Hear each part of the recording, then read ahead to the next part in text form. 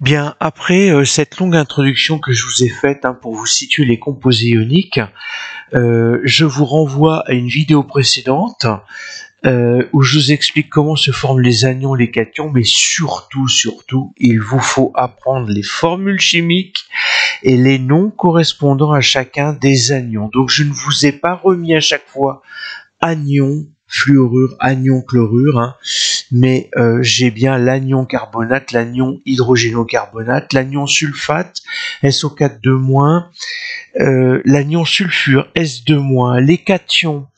Une exception, on va parler du proton hydrogène, sinon c'est le cation sodium, potassium, magnésium, calcium. Je vous rappelle que pour le fer, ça vous l'avez vu en troisième, et pour le cuivre, vous avez deux états d'oxydation, donc vous avez Fe2+, le fer2, Fe3+, le fer3, Cu+, pour le cuivre 1, Cu2+, pour le cuivre 2.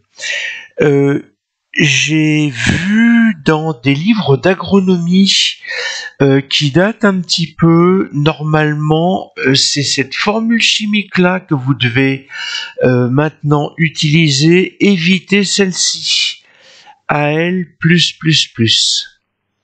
ou Mg2+, ou Fe+++, ça, niet.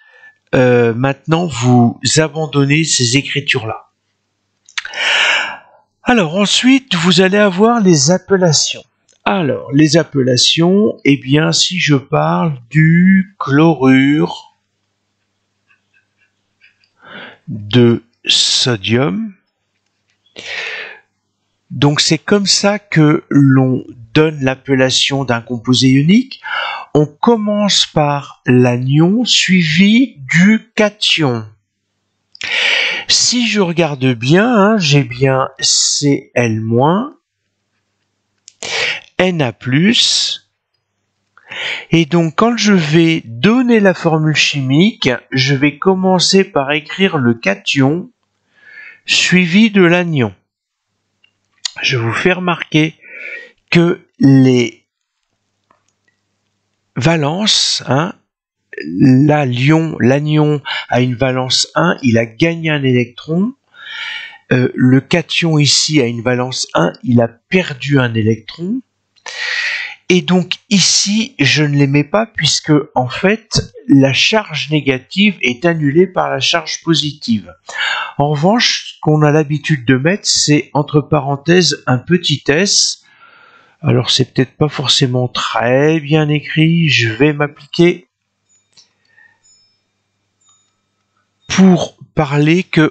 pour dire qu'on est à l'état solide. Alors,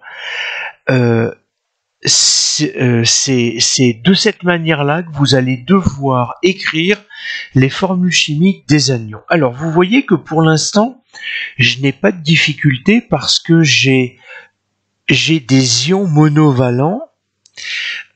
Si je prends le sulfate de fer 2, j'ai SO4 2- F et 2+.